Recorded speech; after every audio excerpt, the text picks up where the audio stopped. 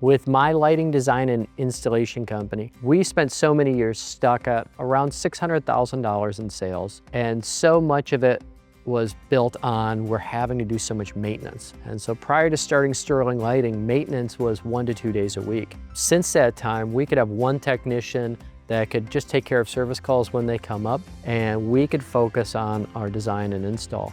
In fact, our company puts in thousands and thousands of lights. Last year we did just short of $3 million in sales, and number of products that had issues, like our SL07, I think we had 5 or 6 path lights that had a driver or LED fail in the entire year. And we've got lights out there that are 10 years old at this point.